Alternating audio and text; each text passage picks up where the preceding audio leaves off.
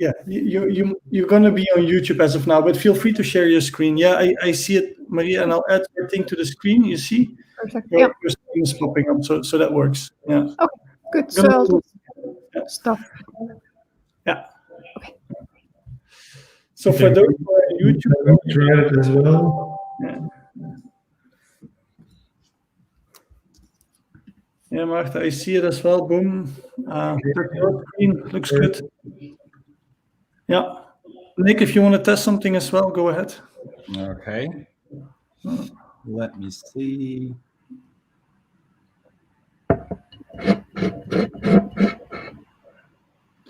Yeah, maybe if you're not speaking, it would be helpful to mute yourself. Otherwise, there's some background noise.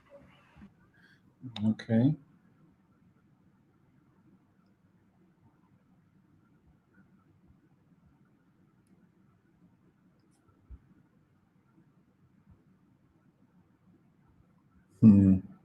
I do have a problem with some system preferences, but I'll just fix that quickly. Yeah, you're the last speaker, right? So you still have an hour left to fix that thing. Oh, okay. Sounds great. Okay. But that's exactly why we always do practice first before we go live, because there's always one of these permission issues popping up, or, oh, my mic is not working, or what have you.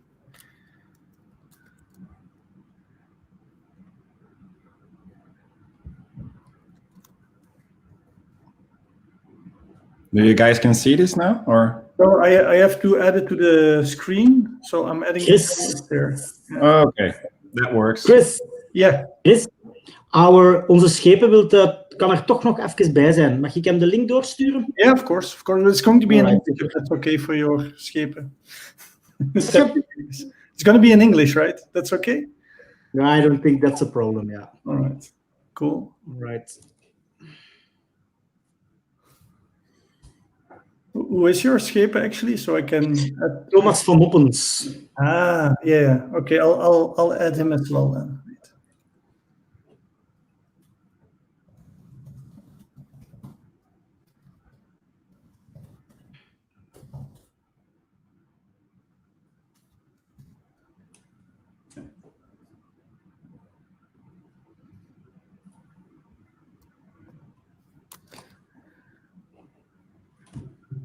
Is there anybody already on YouTube following this? Or is everybody still waiting for the actual talks to start? If you're following this, you can post a comment and we'll see it popping up here on the screen.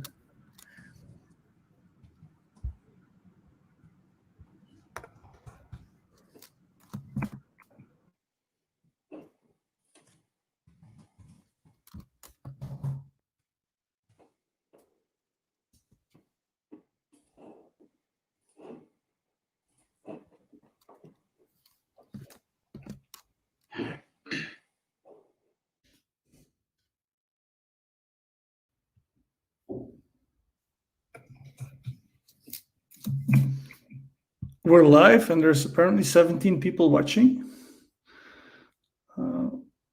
Yeah, okay.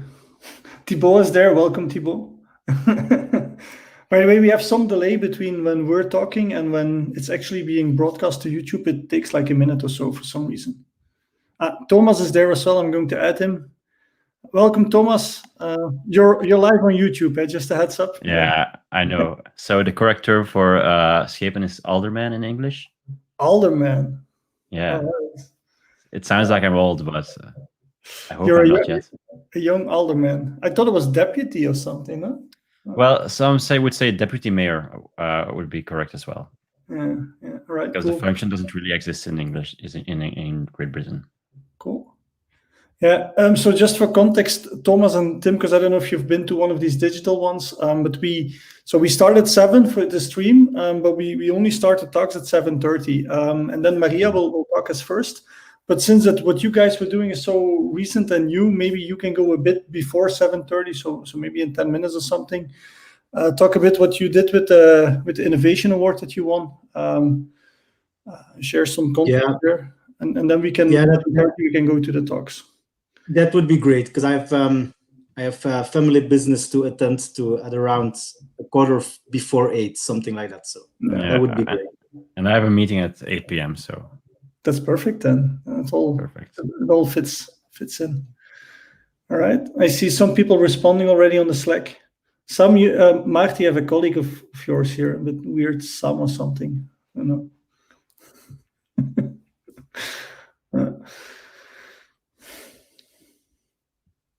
Yeah, so it's pretty cool that you guys won the award. By the way, it's I was surprised to see. Well, surprised is maybe a bad thing to say, but I was pleasant. No, that's okay. We were surprised as well. Yeah. Okay. Good. Yeah, but it was with Leuven Mindgate and Leuven 2030, right? It was a bit of a joint effort there. Yeah, exactly. It's I think the award is as much for the city itself as it is for the programs that run within the city that we run together with businesses, with universities and colleges, with citizens. So it's an award, really an award for all citizens of Leuven. It is also an award for Data Science Leuven as well.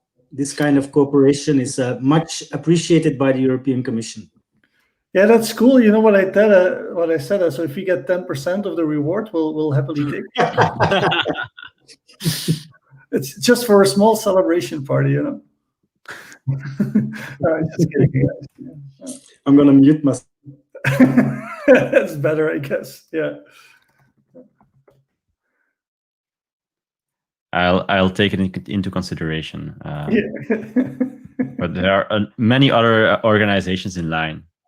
No, I'm just kidding. You know, one thing I like about Data Science Leuven, it's very low effort to organize, which was one of the founding principles. Well, it's a big word, but one of the ideas from the start is it should be low effort, so it shouldn't cost any money or effort from any of us, and we can still do it. And it's a bit more effort now with Corona because we have to do this live stream thing, and I like it better when we're in Stuck. But still, there's I would expect this would be much less effort now that it's all digital. Yeah, well, maybe it's more effort for me because when it was Stuck, we would ask Tim, the professor of KU Leuven, to arrange all the slots in Stuck, and I didn't have to do anything. And I have to set up StreamYard and send out invites and stuff. So I have to do more work. Okay. And still, I mean, I perfectly understand that it's a digital event now, but I do look forward to the moment where we can do it back in Stuck and have beers afterwards. It's much better than doing it on YouTube. But yeah. On the other hand, now we can invite professors like María, right? She would not fly to Leuven just to give a talk and then fly back. Now she's flying. Well, I might. That would not be that ecological. I wouldn't mind doing it if I had other business in Leuven. Yeah, but even if you didn't have other business, Leuven is a great place to visit. Did you know we are the winners of the iCapital Award? Oh, I know. Just putting it out there. Yeah, María, you worked with Barbasos, no? Yeah, I did my so you know PhD with Leuven. him. Oh yeah, I lived there for 5 years. Okay, all right. So it's YouTube, but still is a bit of a homecoming for you then. Yeah. The next best thing. Yeah, well, for all of us, right? I also would rather be in Leuven now than I'm in Kesselo. It's not that far from Leuven, but still. Yeah, not much you can do. No. I am, as we're speaking, I'm preparing the 2 slides that we usually have to show all the speakers. I'm Googling your pictures to put on the slide. María, where are you from? Me or María? María. Iceland. From Kesselo. Iceland. Yeah. Oh, wow.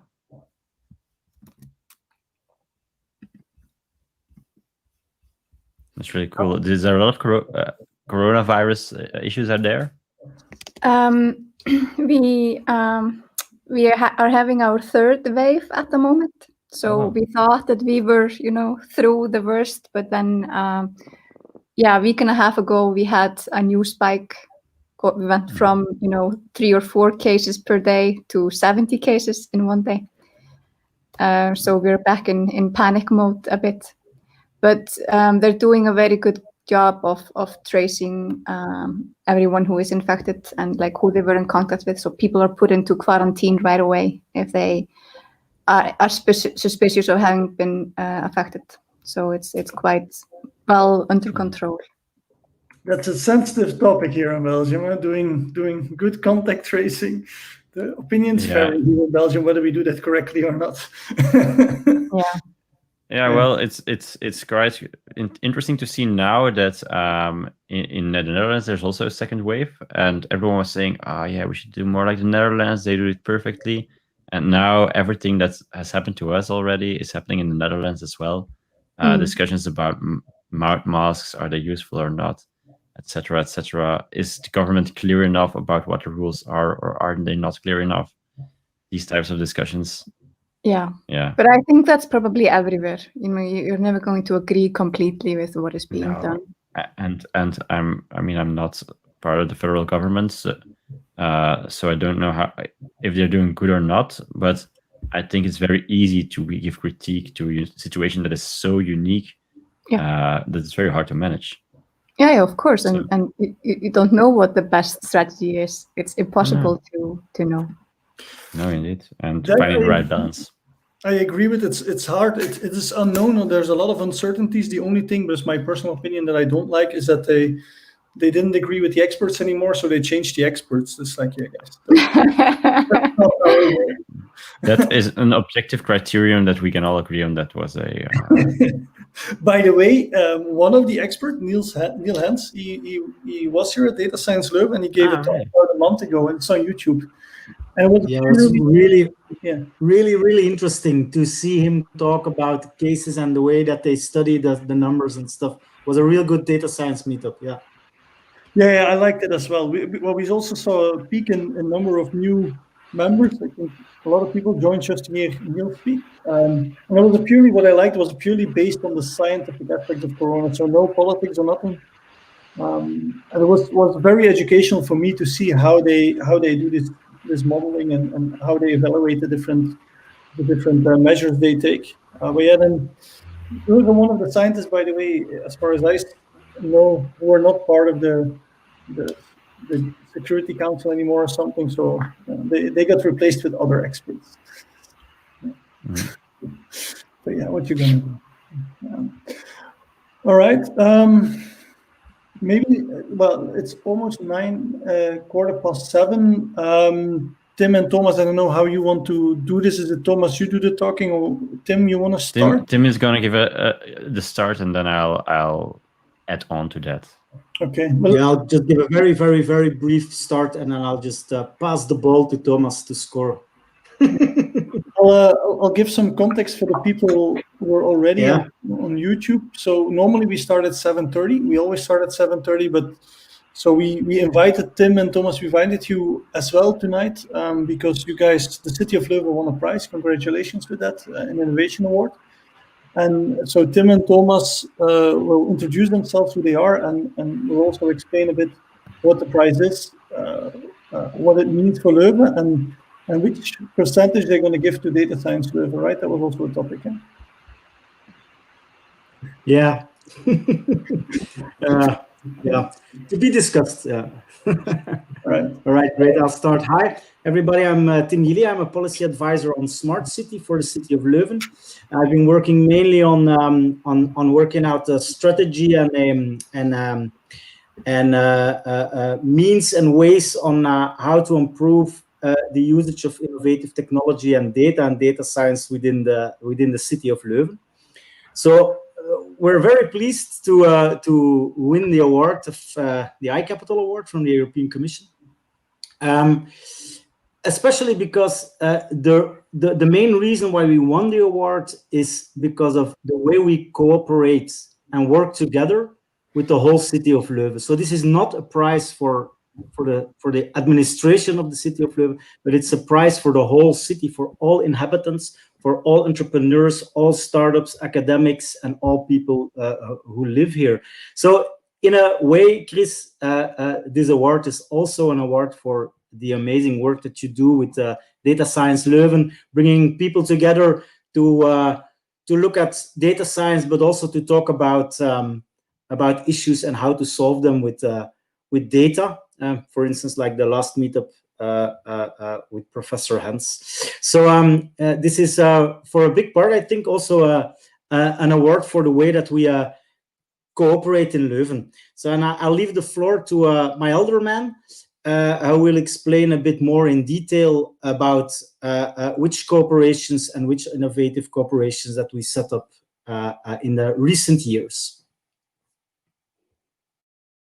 Yeah, hello everyone. Thank you, Tim, for the introduction. So yeah, we did win the iCapital Award. We are the European Capital of Innovation. And I really do want to express my strong support for what Tim just said. This is not a prize for the government of the city, not for the alderman of the city or the mayor, or not for the administration of the city, but really for all citizens. Because it was also stressed by the jury that unanimously chose us. And I really want to stress actually that the jury chose us as to choose between cities like Vienna, Valencia, Milan, and they chose Leuven of all places. We are the first city in Belgium to win this award, and we come within a list of other cities who already won the award, and those cities were Barcelona, Paris, Amsterdam. So this is quite a big prize that we won. We did not won just something, and it's also in terms of money a big prize, because we did win 1 million euros. We'll talk a bit later about what we're going to do. We're not going to give 10% to data science Leuven, unfortunately, but we are planning some things, and it might be possible that data science is part of that. But so why did we win that prize? Actually, because that's quite interesting. We won this prize because there are so many cooperations going on in Leuven.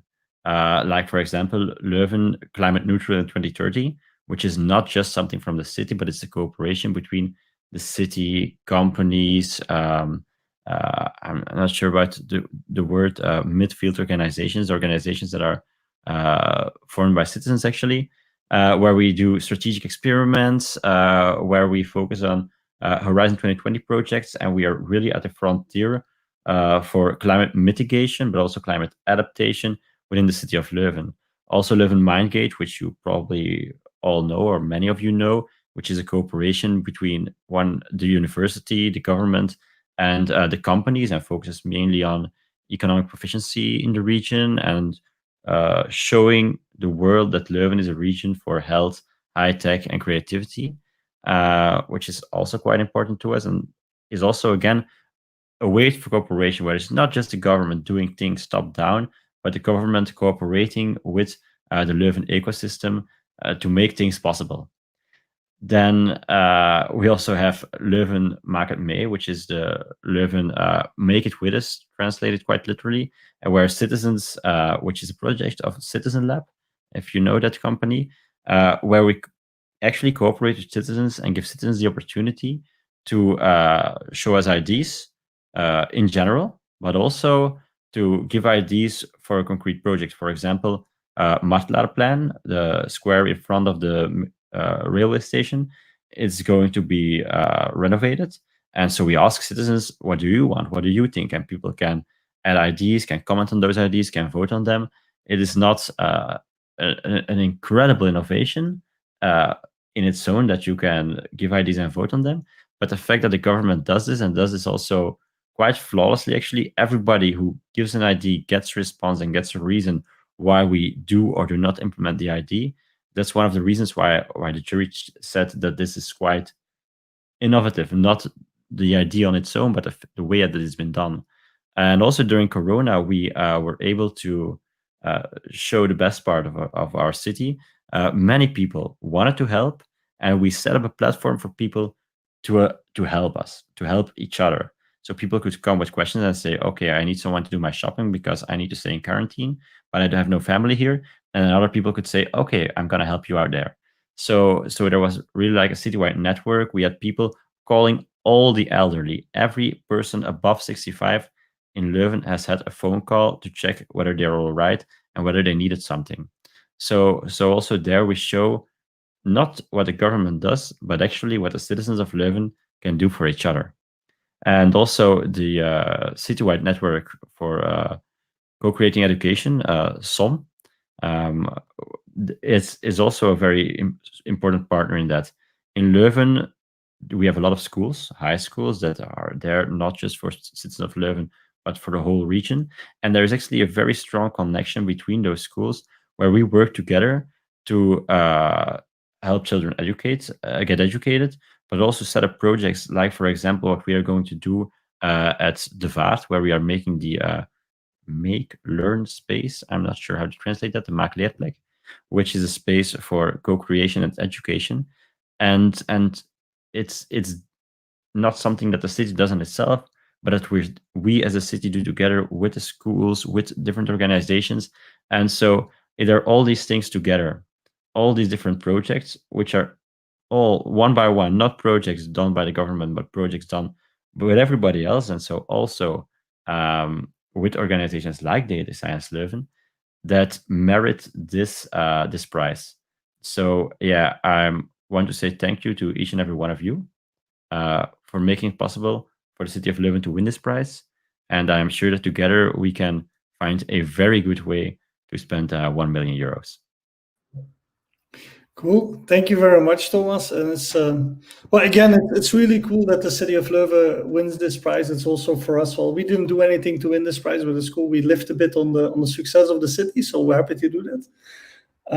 Yeah, congratulations once again. If there are questions for Tim or Thomas, put them in the chat, and we'll forward it to them. In the meantime, is it Thomas, am I right in saying that this is like the third time that you guys try to participate in this award? I know this is not the first time, but I'm not sure if it's the third time. I'm only an elderman for the last 1.5 years, but I do know that it's the first time that we've won it.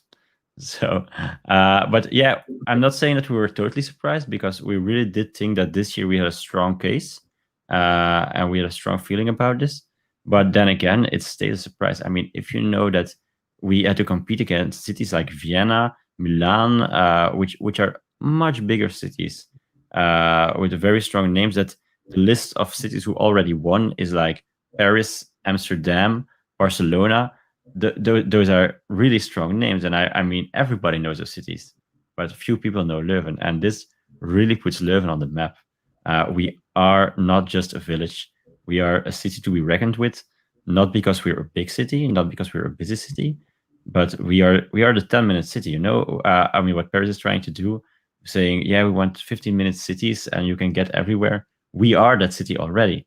And okay, we're small, but despite our lack in size and maybe small population, we are a city that is really on the frontier of innovation as in scientific levels. Look at what Gasthuisberg is doing, KU Leuven is doing, IMEC is doing, Materialize is doing, Data Science Leuven is doing, but also on the frontiers of government, where we are showing what can be done in new forms of government, where it's not top-down anymore, but really the idea of co-creation and participation, where everyone works together to create a better future for our city. That's really cool. Well, thanks again. I see no questions from the chat unless I'm missing something, but I don't think there's any questions. Let's see.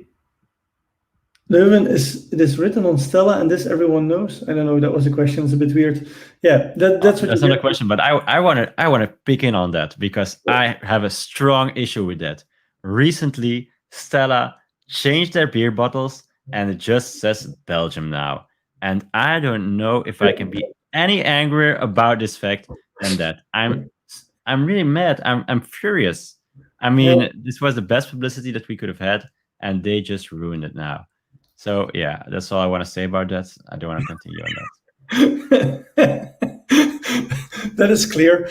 Maybe Thomas, we should start another beer brand in Leuven and then make that a worldwide success. Well, yeah, I'm seriously considering it, just to annoy AB InBev. Making a beer should be fine. Making it at the scale that Stella does is going to be a challenge, I guess.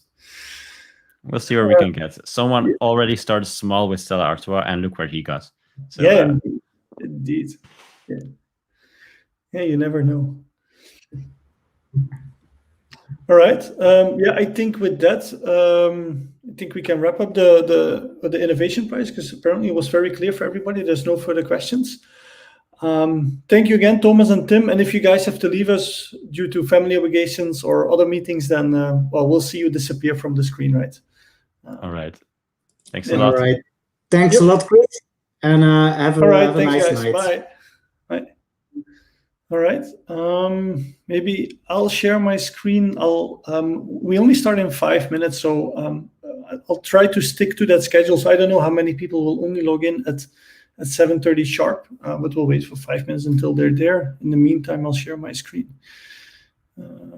Yeah. Here we go.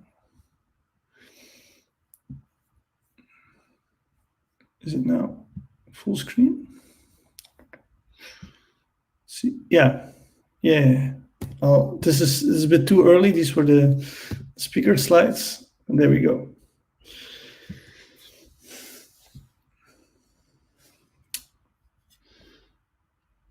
All right, there's 5 more minutes of waiting, so I don't know if somebody has a fun data science joke or something. I have one. It's a very cheesy one that you all know, right? But you know how many data scientists it takes to replace a light bulb? No, nobody? It's only one. The data scientist holds up the light bulb and expects the world to revolve around it. Sorry. For those who don't know, I'm more of a data engineer, so data scientists are often our clients, and we need to work with them. That can be a bit difficult sometimes. I think the joke would also work on politicians. Those are your words, Thomas. There's nothing wrong with a bit of self deprecation. Yeah. Thanks. That's the word I was looking for. Yeah. No, but Thomas, is actually exciting for you. I don't know if it's exciting for you, but apparently, I don't follow politics that well, but apparently there should be a new government any moment now. It can be any moment now, but not entirely. I mean, there are still some hurdles to take, mainly the party congresses. So if everything goes all right, this weekend, party congresses should take place, where the party members say if they agree with the government's plans or not. And in my party, that might be a hurdle. I mean, it depends on how many concessions everyone had to do, and there will probably have been a lot of concessions because there's not a lot of money left on the federal level. So it's not like you can. It's easier to form a government when there's a lot of money. It's easier to do anything with a lot of money. Exactly. No, I was talking with my bank today for well, it doesn't really matter, but they said, well, if you want to decide this, maybe we should wait until the federal government is formed because they might change some tax rules and stuff. I was like, wait, are you serious? Like, I've been waiting for more than a year now. We're gonna wait until. But he was serious. He's like super confident that soon there will be a government, and then some things will change, and then we can make better decisions. Let's see. Exciting times. Yeah, I'm not really sure what's going to change, but I do think that and almost any change on our tax rules would be good change at this time.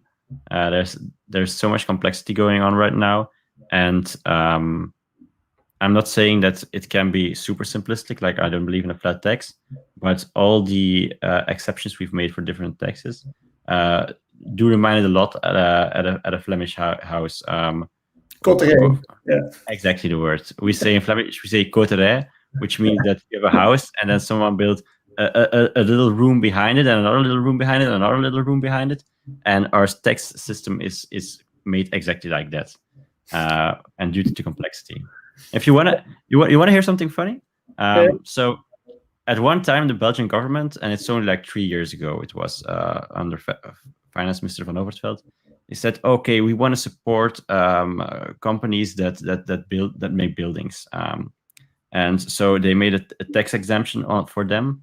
And then Europe said, no, you can't just make a tax exemption for this specific type of company.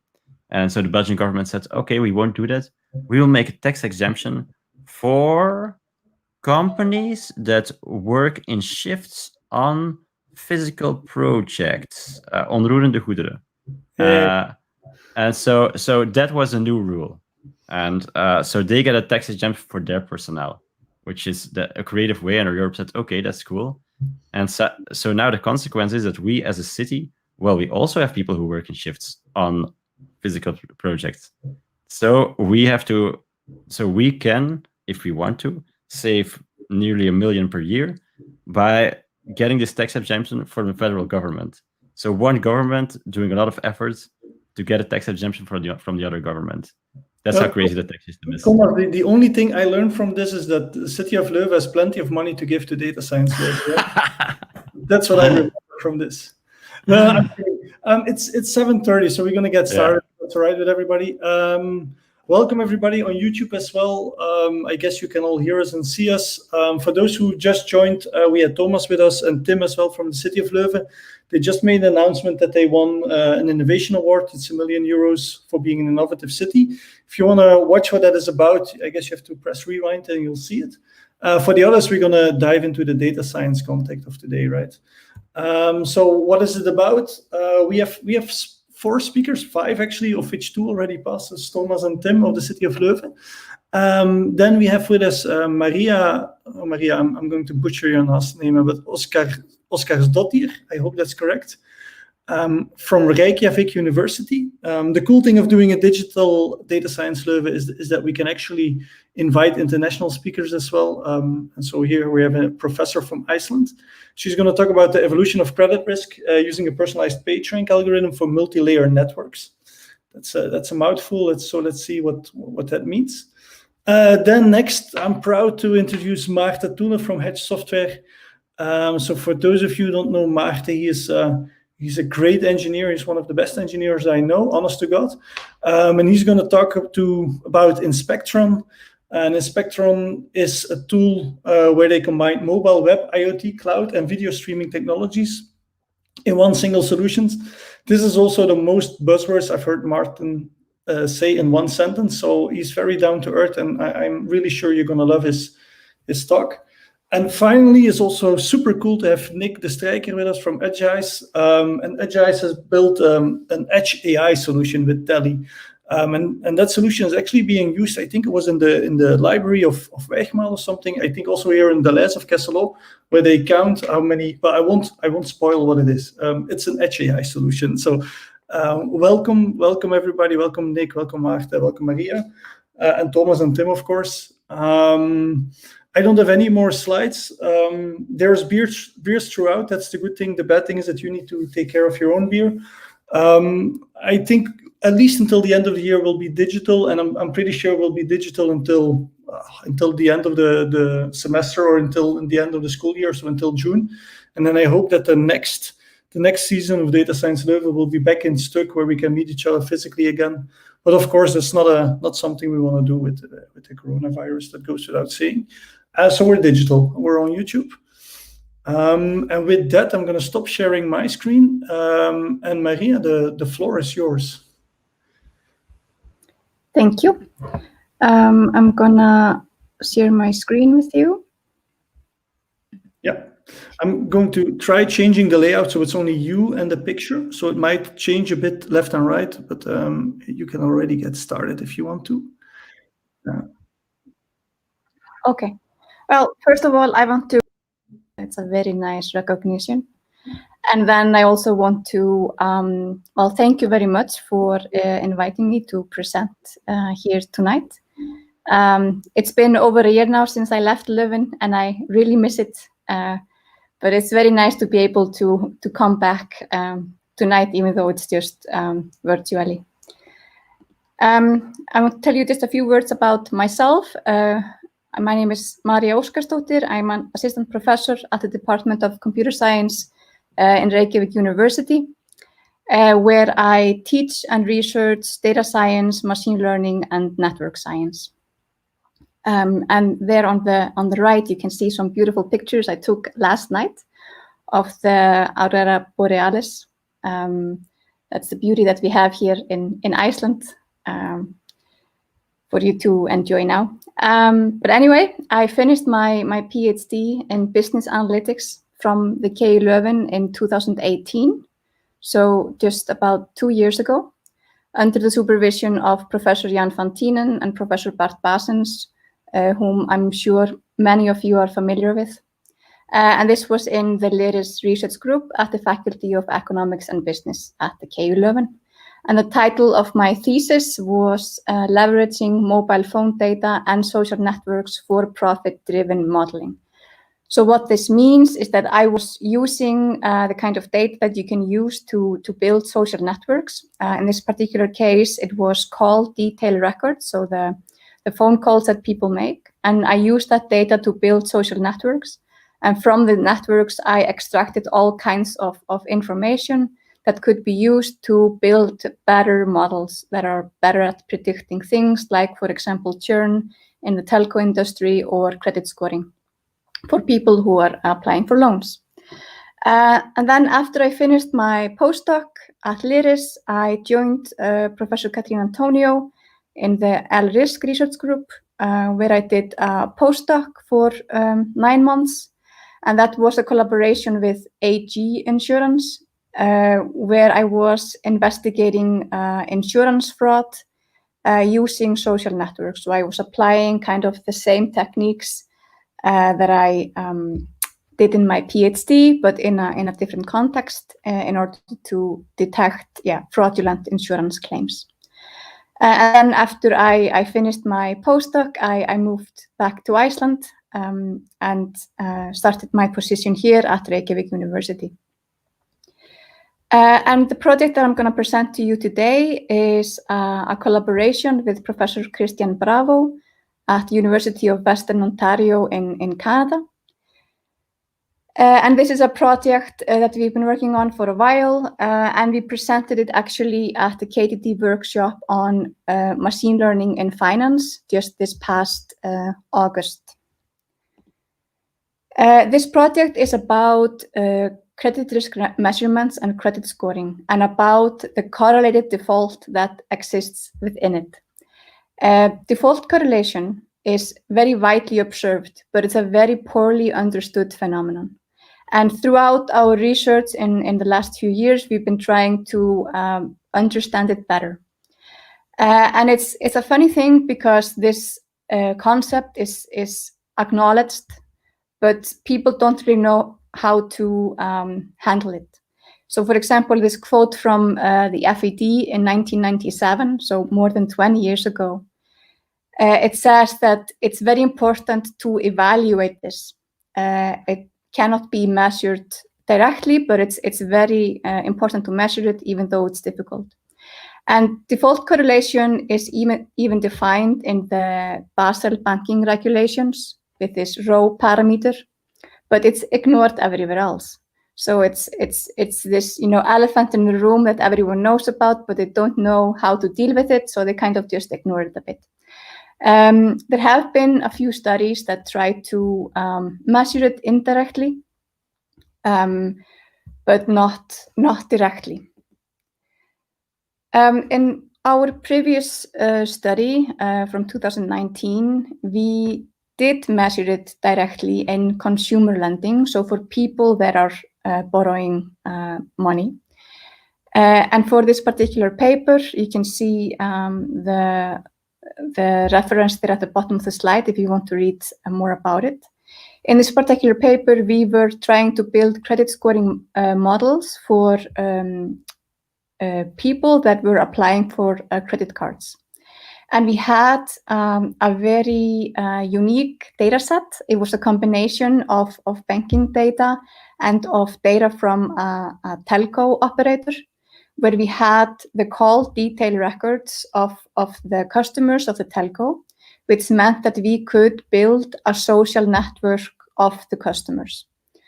Because in these call detail records, you have just simply a list of phone calls of who called whom and at what time. So you can really take that information and build a social network. And then we had this other data set from the bank, and this very unique property of the two data sets that we could connect the two people in the two data sets together. So we knew who was who, well, not their identity, of course, but we could connect the two of them in the two data sets. And we could build a network like you can see here, where you have these people-shaped entities which are the borrowers, so the people that are asking for credit. But you also have other types of nodes in this network. For example, the black diamonds, which are people, customers of the bank that we know to be defaulters. And the white diamonds are customers of the bank that we know that did not default. And then we have these circles, which are the customers of the telco, but not of the bank. And so the idea here is that these black diamonds are somehow going to influence those around them to also default, or because you are in a difficult situation, it's possible that people in your social network are also a bit in a difficult situation. And what we saw in this particular study was that there was a significant increase in prediction capability and in the financial performance of the portfolio when including the network effect. So information from this network was very predictive of the credit scores. And even in some cases, they were the best models. So the models arising from the network were actually the best models. So in this particular case, we were able to measure default correlation directly. But in that particular paper, we had a network that was very explicit, because we had this information from the telco operator. We could build an actual social network, which of course raises, the question: if is this allowed? Can you actually do this? And that's what we spent a lot of time in the paper discussing. So I invite you to read the discussion in the paper if you're interested in that. But what I want to talk about now in this talk is, what if there is not an explicit network structure in the data? What PhD students before me in the latest research group under the supervision of Bart Basens were doing, for example, Veronique van Vlasseler. She proposed a method to do this using bipartite networks. So that's when you have a network with two types of nodes. But that's not always the best solution or a feasible solution, because if, for example, you connect everyone to the district in which they live, everyone in that district will be connected to each other and not connected to people in other districts. So you end up with these cliques or fully connected sub-networks that are disconnected from the rest of the world. So that's not really a good solution, because these cliques are not very informative. So what we proposed in this particular project is to look at multi-layer bipartite networks. That's when you look at, so you have more than one connector variable, so to speak. And we are applying this in a very interesting setting in agricultural lending, where you have borrowers, which are the farmers basically, and they are asking for loan to be able to grow their crop. And why would default correlation be important in this particular problem? Well, if you think about it, in some cases, there is very obvious product correlation. For example, if you have, in this case, a plague that affects the same product, for example, vineyards in California in 1999, then all the products will be subject to that risk of getting this plague. So you have product correlation. Similarly, regarding, for example, place correlation, there was a drought in California in 2015 that caused a lot of lost jobs and lost a lot of money. And then, of course, all the farms in the same area were subject to the same risk. So you have place correlation. But then you have also the combination of the two. For example, in this case, in India, there were floods and drought that caused issues in the rice plantations. So there you have a default correlation with regards to both place and the product. And this is what we try to replicate in our study. So we have this data set with approximately 70,000 agricultural loans, and we have lots and lots of information about the loans. For example, the loan amount, the term, if there are any guarantors, and so on. We also know the previous history of the borrowers, so whether they have had past loans and their repayment performance on those. But we also have other information. We have, for example, both the product, so which product are these farmers growing, and also the geographic area in which they live and which they have their farms. And we decided to take these two variables, the product and the area, as our variables to construct this network. And how do we do that? Well, here we have, for example, 7 borrowers. So this would be the black nodes. And they live in 2 distinct districts called A and B. And here we have a district network. And as you can see, they're disconnected, so disjoint networks with actually very little network information. And similarly, we have a product network where we have, again, the same 7 borrowers, but we connect them to the product which they are growing. So, for example, the 2 ones on the left, they are connected to the cherry because they grow cherries. The 3 in the middle, they grow avocado. And the 2 on the right, they grow lemon. So they are connected to the lemon. So we have these 2 networks that on their own are not very informative because they are these disjoint subnetworks. But what we did is that we create a multi-layer network by connecting a node to itself in the other network. So you have these 2 layers where the bottom layer is the district network and the top layer is the product network. And this is called a multi-layer network because it has several layers.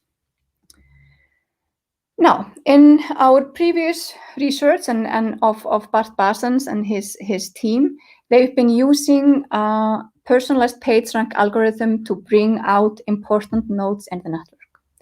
PageRank algorithm, so the regular one, was invented by Google, and it's the algorithm behind the Google search engine. And it's actually a network centrality measure that ranks nodes relative to their importance in the network.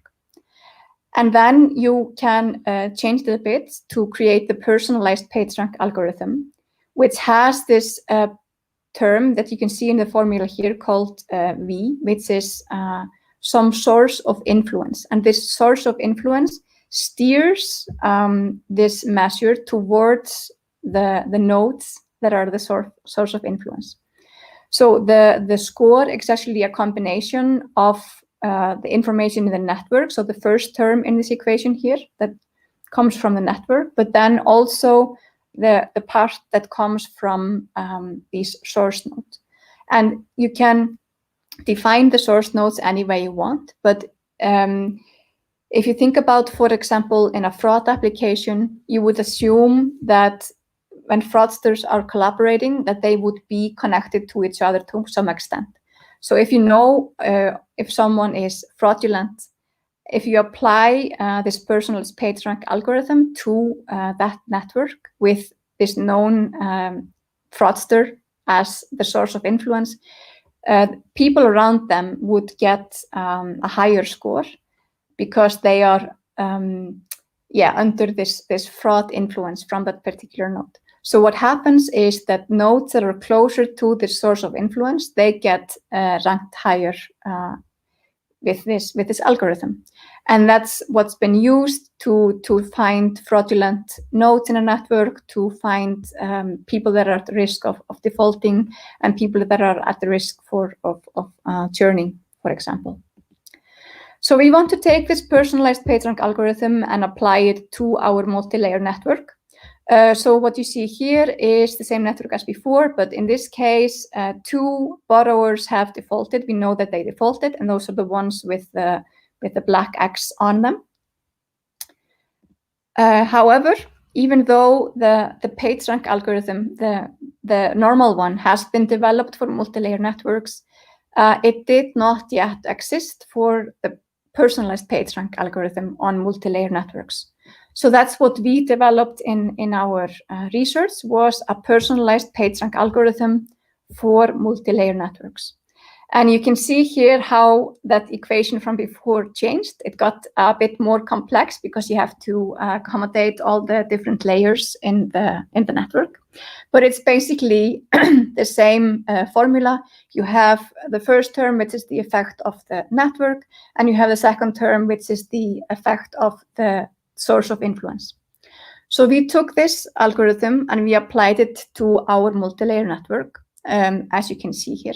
And when you apply personalized PageRank to a network, all the nodes in the network, they obtain a score.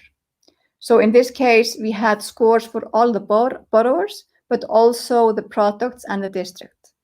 And in this project, we decided to take a closer look at the scores of the products and of the districts.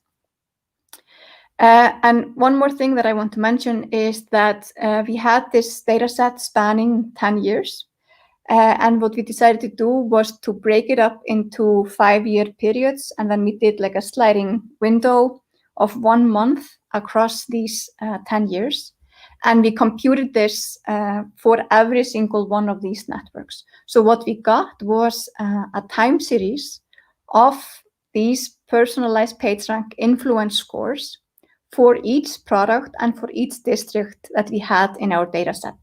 So we have these time series that we want to then take a further look at. Yeah, I think that's it for this one. Okay, so we obtained these time series. And in total in the data set, we had over 100 products and over 200 districts. So, of course, it's going to be a bit difficult to look at all these time series and try to see something interesting in them. So what we decided to do was to cluster them, as you can see here. So we applied simple k-means clustering with dynamic time warping as a distance measure, because it's able to align the time series and find similar shapes in them. And here you can see the 12 product clusters that we got. And you can see very clearly that, for example, the time series in field 1, they all have this similar shape, which is quite different from the shape of the time series in field 10.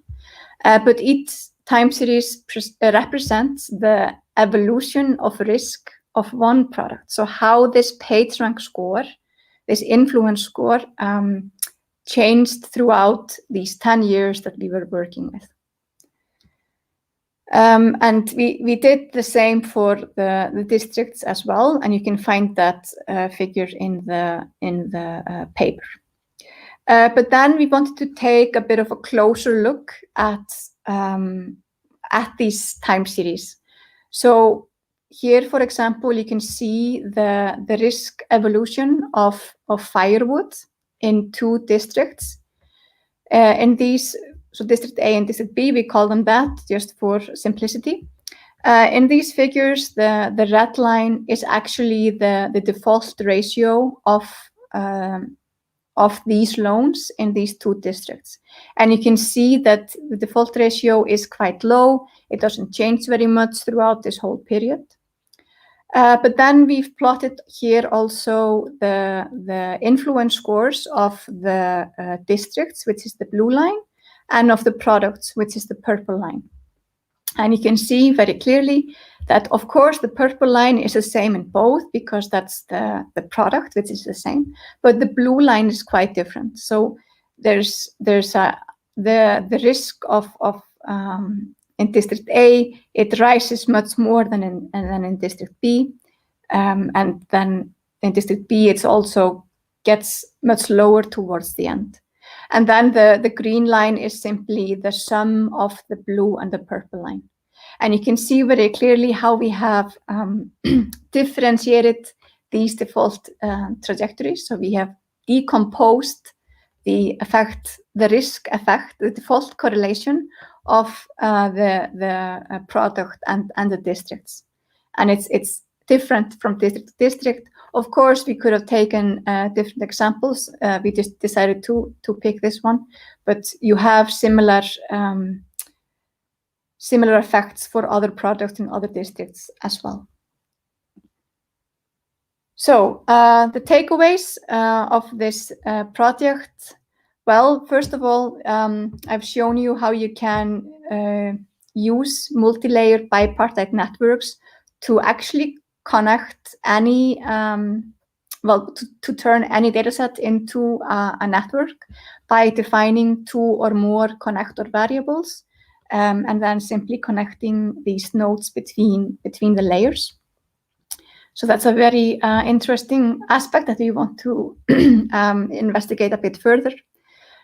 Then we developed this multi-layer personalized PageRank algorithm, which allowed us to decompose and measure this default effect in the network. Of course, this effect could be anything, doesn't have to be default, just whatever you have present in your network, you could use this algorithm to decompose and measure. And then what we saw in our case study of these agricultural loans is that default, it correlates and evolves in very complex ways. And we are able to unravel this correlation with these networks and actually measure default correlation directly. If you want to know more about this project, you can get in touch with me or with Christian. Here are our email addresses. And if you want to read further about this project, there's also a link to the paper on arXiv.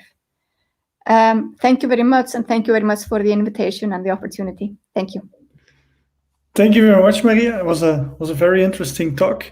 And normally, if you're in the audience, you can read the audience a bit better when you're in a physical room, and now it's a bit more difficult in YouTube. But if we have a few questions from the audience, I have one, but here I'm trying to project it on the screen. Istvan has one as well. So question for María, do you see applications in other fields of finance where the personalized PageRank algorithm could be beneficial? Yes. I mean, I think an obvious one is fraud, because in fraud, you do have very strong social ties because these fraudsters, they tend to be collaborating or sharing resources or something. So I think fraud is a very obvious one.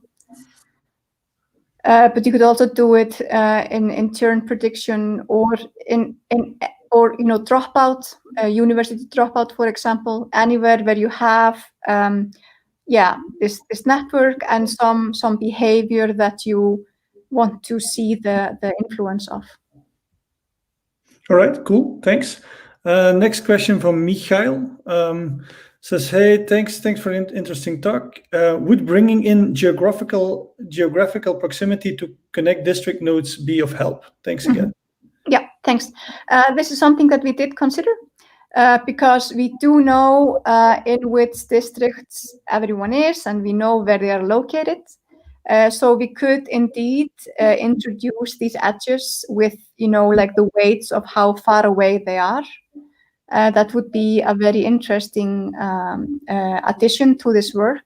But then you would still run into the same problem that, everyone in one clique is equally far away from everyone in the other clique. So I think bringing this other layer is still going to be important. All right, thank you. And then a question from Albert Jimenez Morales. He says, thanks for the talk again. So a lot of people thanking you for the talk. How do you think this approach would scale to, let's say, millions of customers and transactions? Mm-hmm. That is a good question. I mean, in this particular case, we had, network of 70,000 nodes, and that was quite feasible. I have worked with personalized PageRank in a single layer network with, 5 million nodes. And that actually is quite feasible. It's not as computationally heavy as you would imagine. Because when you have these networks, they are already quite sparse. So you can really utilize all these sparse matrix techniques when working with the matrices. So it is, I would say it's feasible. It's not that complex. I mean, you have to wait maybe a few minutes for your code to run, but not much more. Yeah, I'm used to a lot longer waiting than a few minutes. Maybe a follow-up question from me then. It might be a very stupid question, but which kind of languages and tools do you use to calculate these sparse matrices? Is it Python, R, MATLAB, SAS? Python and R. There's a lot of so when you're working with networks this large, you're usually just working with a sparse matrix. In which case, I think both Python and R have very strong tools to do that. So that's, like I said, feasible. It's not that difficult. Yeah, I can imagine. All right, no, cool. And because just computing the scores is kind of the easy part. The pre-processing of the data is a bit more complex and more time-consuming. But the computing the actual scores, once you have your sparse matrix, is fine. It's very recognizable from industry. Once all the data is nicely aligned, you just need to do run algorithm. Then it's the easy part. The stuff before that. Yeah, but you just have to be, familiar with, how to handle networks. And once you've learned that, which I encourage everyone to do, networks are a lot of fun and interesting to analyze and research. Once you have all those, concepts and techniques at your fingertips, super cool. All right, Maria, thanks again very much for the talk. It was a pleasure of having you here. Thank you so much for having me.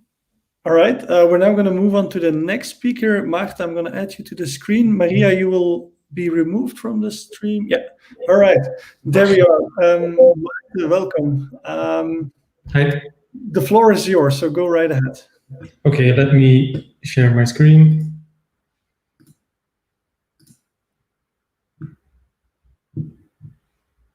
Okay, does this work? Yeah, it's there. I'm gonna remove myself as well, and you can start. Go ahead. Okay. Thanks, Chris, and thanks to the rest of the Data Science Leuven team for having me tonight. I'm Maarten Thoelen. I'm the head of technology at Edgise, and Edgise is an end-to-end software company located in Leuven. And tonight I'm going to present you our Inspectron case study. And it's a case study on how we combined mobile, web, IoT, cloud, and video streaming technologies to help our customer. So mainly anything but data science. So I guess I'll start. We first start with who is our customer. So the customer we've built this for is a US-based company. Their sales and engineering team are located in the US. They also had some European presence in Brussels, but that's mainly management positions. The customer is a leading supplier of inspection tools in the US and Europe. So they built all kinds of inspection cameras that they sell mainly to the machine tooling industry and the automotive industry. So in order to do inspections of robots, machines, cars, for example. The products that they sell are mainly OEM inspection tools, and OEM stands for Original Equipment Manufacturer. And this means that they build these inspection cameras, but they do not put them in the market. So they do not sell them. They actually sell them B2B to a different company, and that company, like for example, you can see here Bosch, it would be the company that brands the products and puts them in the market. Now, next to these OEM inspection tools, a while ago, our customer came with the idea of building a new generation of imaging tools, and these imaging tools are going to be branded with their own name. And the difference between these new generation tools and the OEM inspection tools that they used to produce is that these new tools are Wi-Fi connected. They don't have a screen as opposed as the OEM inspection tools, which were standalone devices with an onboard screen. These new generation tools also have HD image resolution. And basically, they built two types, and I have them here with me. I don't know if you can see them. One of them is this one, which is called a Y-scope. So it is a camera with an imager, how they call. So this squiggly thing basically has the camera here at the top. It's what they call a borescope or an endoscope camera that you use to go inside small areas, inside tubings, to see if there is an issue. And then the other tool is a white torch, which is like, it looks like a flashlight, so it also has a flashlight on board. It is a camera, and it also has QR code scanning capabilities. Now, what did our customer want? So they came to us and they said, we want to give these new tools to our clients, and together with them, we want to offer them a complete software suite that they can use to collaboratively do maintenance operations. So together with our client, we made a design, a proposal of what different pieces would be in this kind of software suite. And the different modules that we've built for them are an Android companion app. And this is an Android application that is mainly going to be used as a screen for the tools, because the tools, they don't have an onboard screen. The second module was direct cloud integration. So you can also use these tools without the companion app and directly take images or videos and send them to the cloud using IoT. We've also built a web application, and the use of this web application is mainly a media browser. So all the media that you capture using the companion app or the media that you send directly to the cloud ends up in a cloud system. And with the web application, you can then browse this media, manage it, and so on. And then probably the most interesting part we did is building remote assistance functionality.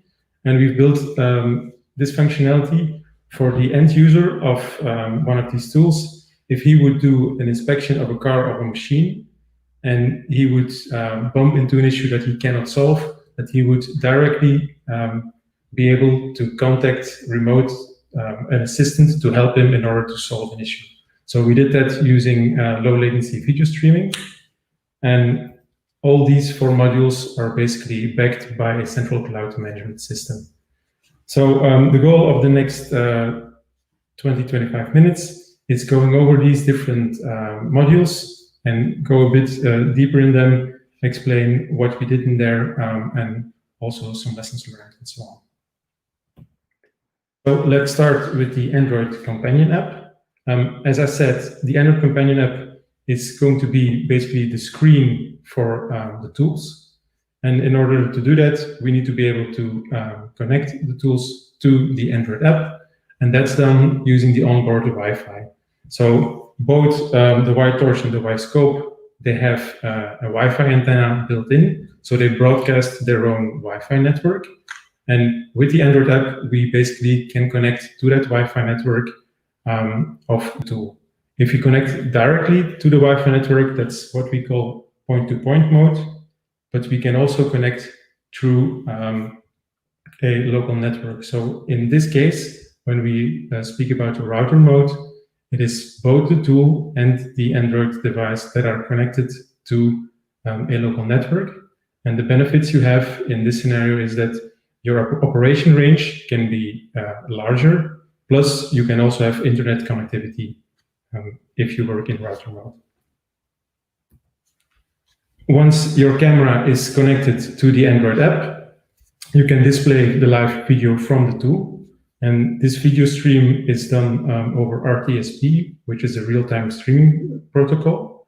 And once you are displaying the video from the tool, you can actually also operate the tool from the Android tablet. So within the Android tablet, you can send commands to increase the LED light of the tool. You can switch the cameras. You can zoom the image.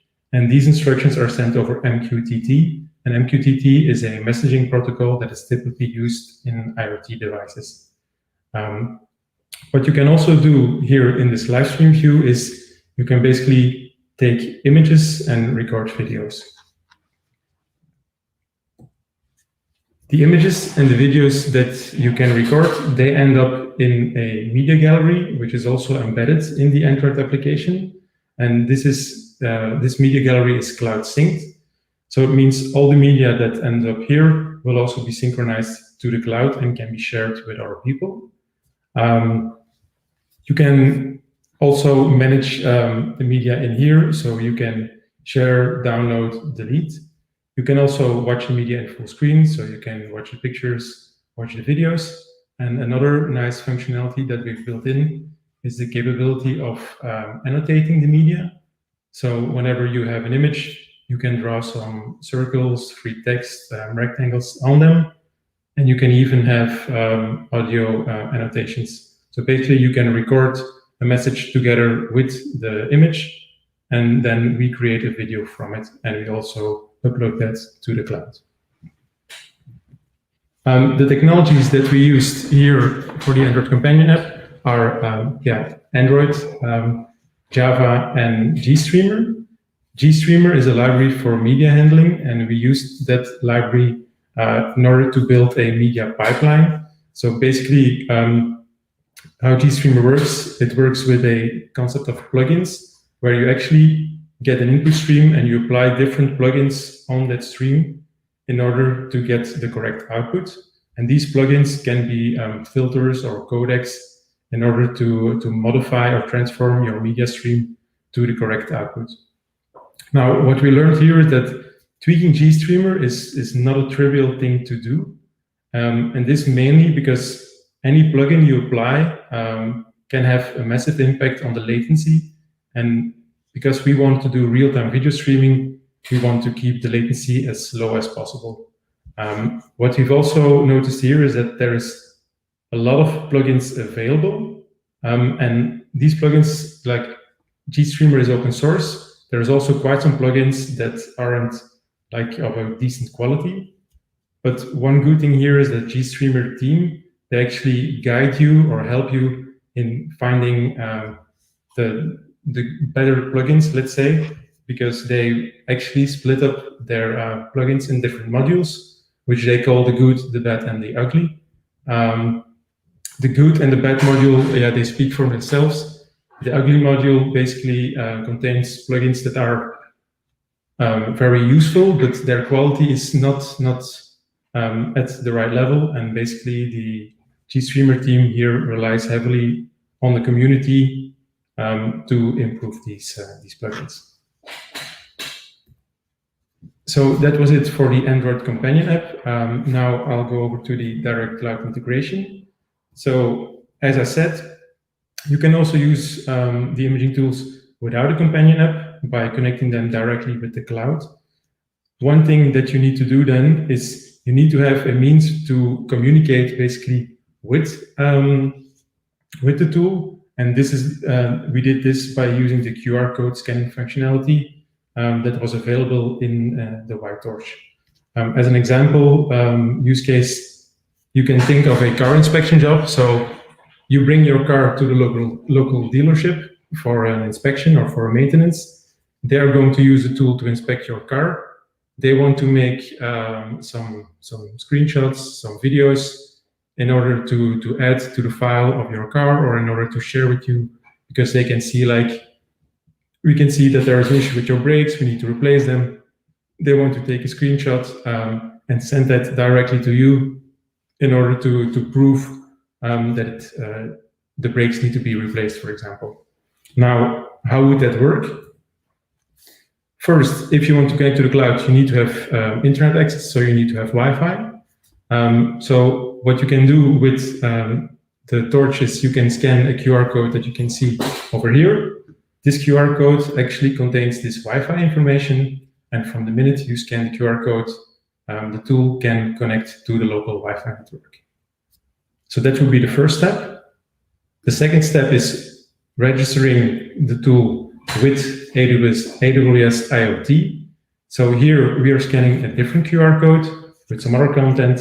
For example, here you can see that we want to register We see the account where we want to register the tool for. We see the ID of the workshop, so the local dealership information, and the URL where that needs to be used for registration. So if the tool scans this QR code, it will call out to the cloud and register itself with the AWS IoT core module, and it will receive some certificates for further secure communication. So these two steps only needs to be done one time. And after that, actually for every maintenance or car inspection, they can just scan another QR code in order to start the inspection job. And in this QR code, there can be some information about the technician who is doing the inspection, some other information about the inspection, an upload URL where in the end, all the images or videos that are taken during this inspection will be uploaded to. So whenever this QR code is scanned, this inspection job will be started. And once the inspection job is started, the technician can actually take multiple images or videos, and they will be directly uploaded to the cloud. And once they're uploaded to the cloud, they can be shared through a web application or any other media browsing that is in place. So for this module, we used AWS IoT Core together with MQTT for the messaging. And basically one thing we learned here is that you should actually be quite careful, or at least we had to be careful with the amount of data that we've put in the QR codes. So what you could see on the previous slides is that we had different QR codes, and these different QR codes, they became more complex from the minute we put more data in them. So I have here some samples on how a QR code looks if you put 25 to 300 characters in them. And you can see it quite rapidly becomes more complex. And usually that's not an issue, like our modern smartphones, they can scan this QR code quite easily because they do have autofocus and image stabilization built in. And the tools that we were using, they did not. Plus, these tools also need to operate in not the best conditions. So for lighting conditions, for example, imagine a garage or a workshop, like lighting isn't always great there. So we had to be careful on the amount of data that we put into a QR code in order to make sure that it could easily be scanned.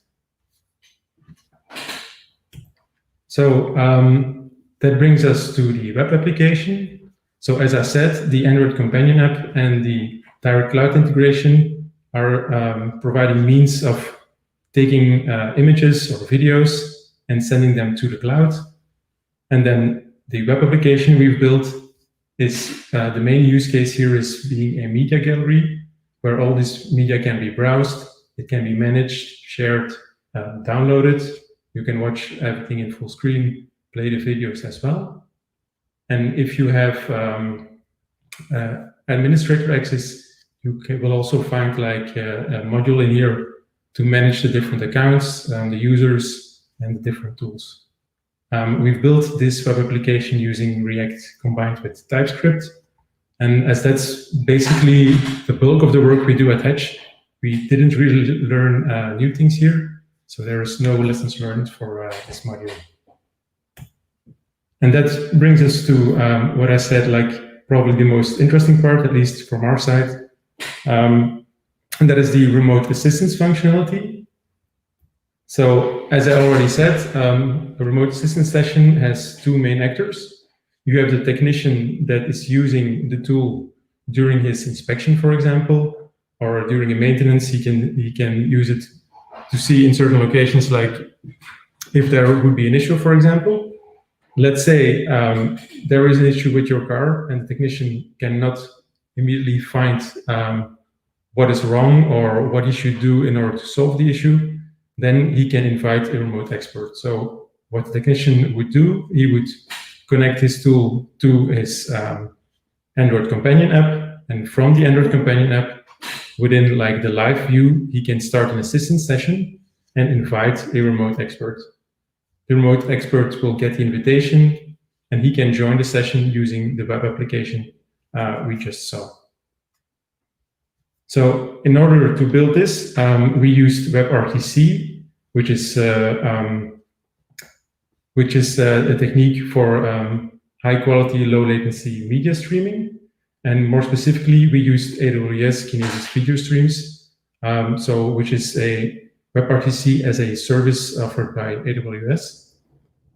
And the nice thing about WebRTC is that it can be like very low latency because it works with a peer-to-peer mechanism. So in the next slides, I'll briefly explain you how WebRTC works. So very high level. In an ideal world, this is basically how it would look like. So as I said, it is a peer-to-peer communication mechanism. So it means the media will stream directly from one peer to the other peer, but it does not mean that you don't need any other services or servers in this process. Before the media can be sent from one peer to another peer, the peers actually need to set up and coordinate the communication that's going to happen. So what will they do first? They will first find out where they can reach each other. So they will share their IP address, and they will also exchange some other metadata about the media. So which codecs they've used, which media types they are going to send. And exchanging all that information is called signaling. So it's called the signaling process. So basically the two peers are sharing that information through a signaling service. And once they've received the information from the other end, from that point on, all further communication will be peer-to-peer. This is, as I said, like in an ideal world, because most of the time in the real world, the devices that you use, they're typically behind a firewall or one or more layers of NAT. And NAT stands for Network Address Translation. And you can find this, for example, in your router at home. What an NAT layer does, it will assign a private IP address to your device. So that's an IP address that can only be used within your local private network, and it cannot be accessed from the outside. So if a peer would communicate that IP address to the other peer during the signaling process, the other peer will never be able to reach him because it is an IP address which is only available in your local private network. Now, what does a peer actually need to tell the other peer? It needs to tell him its public IP address.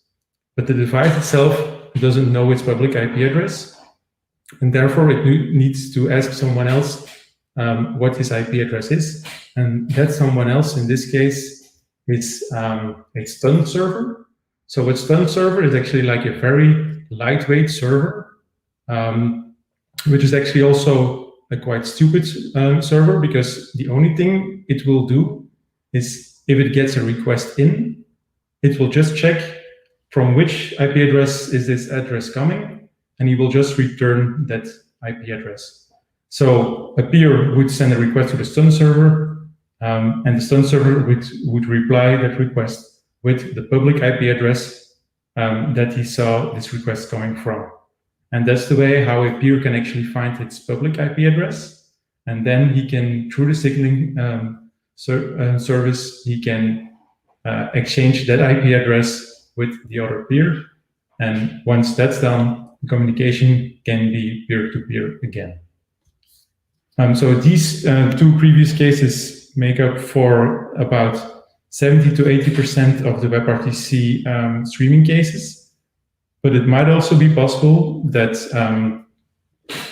the peer-to-peer connection will completely fail if you would be, for example, in a very restrictive corporate network where certain traffic is not allowed, or there are certain ports, specific ports that are blocked.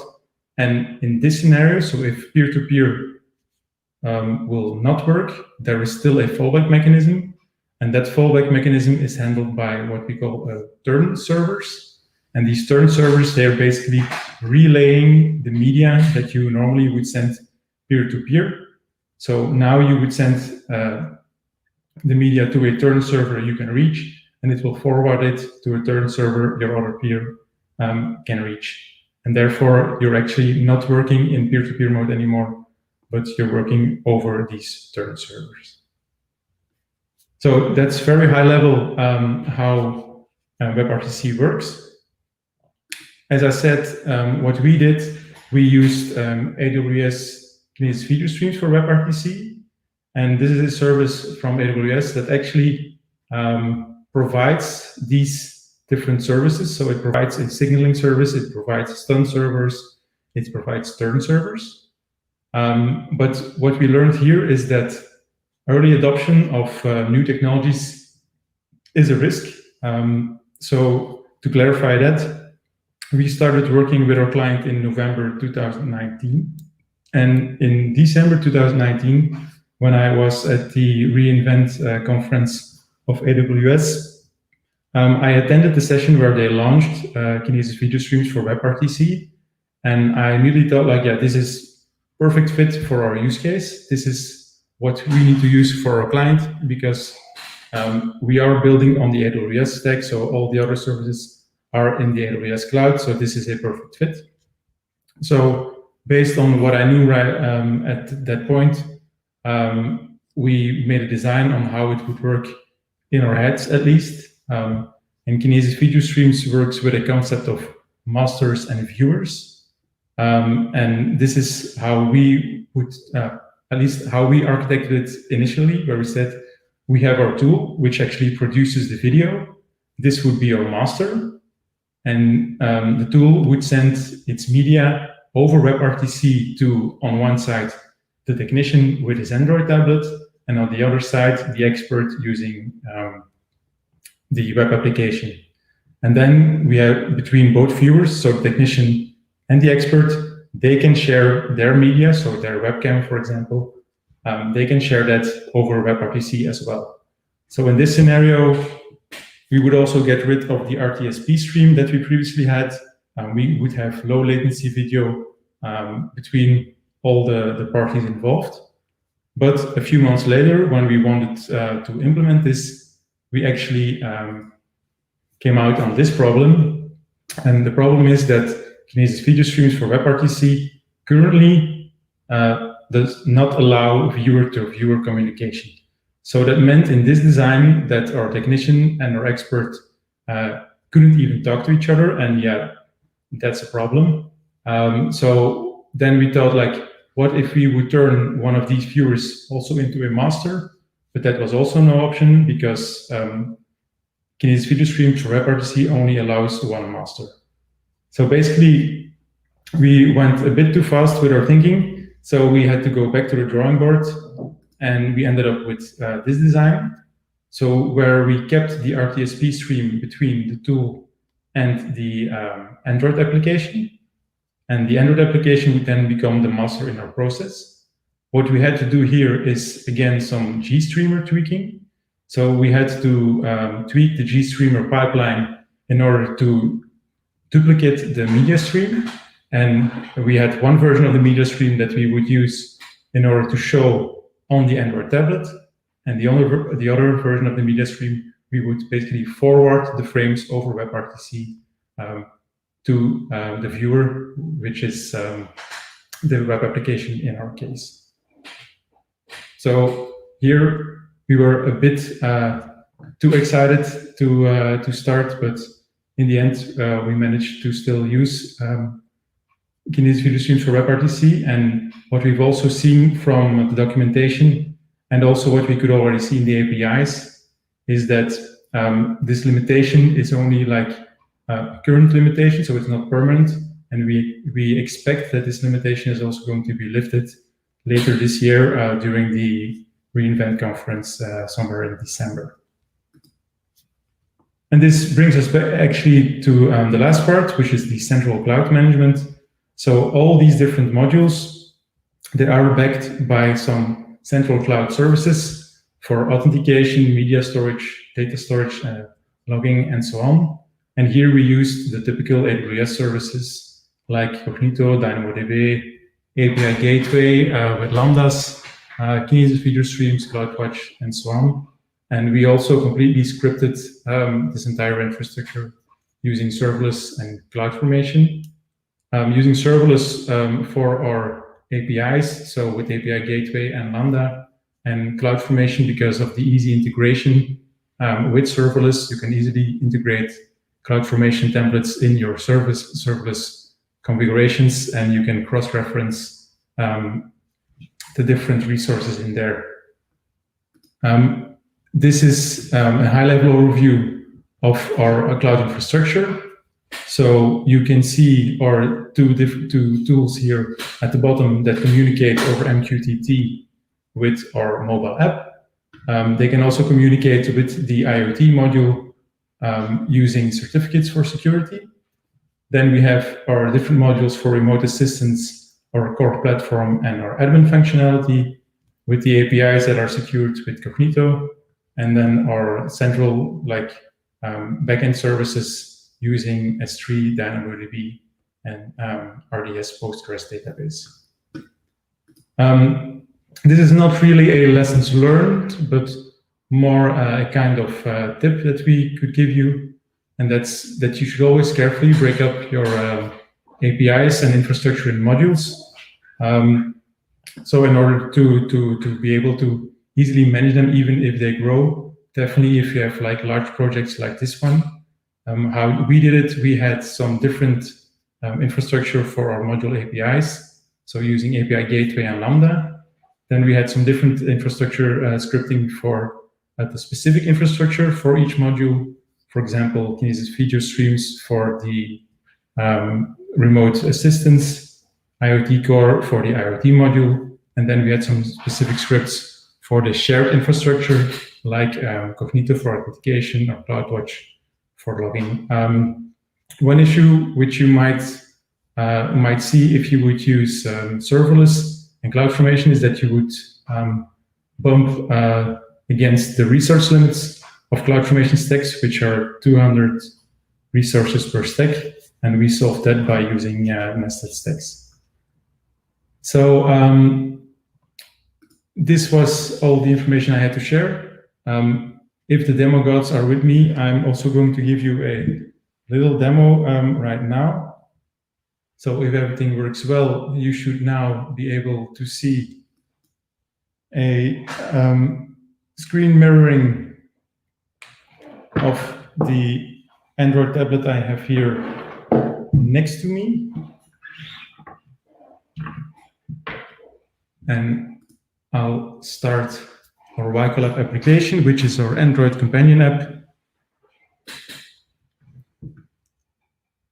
And you can see that there are 2 devices in my history.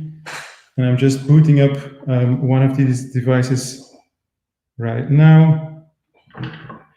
So normally in a minute, we should see the device appearing here.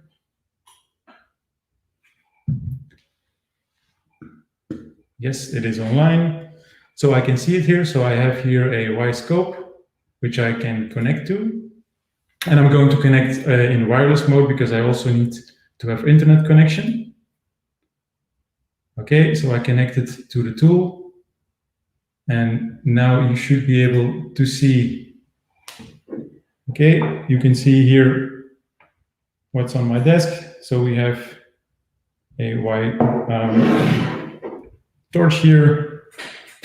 You can see my keyboard. So with this camera, the quality of the image is very much related to how far you are from the surface. So the closer I am, the camera will be actually, the view will be better.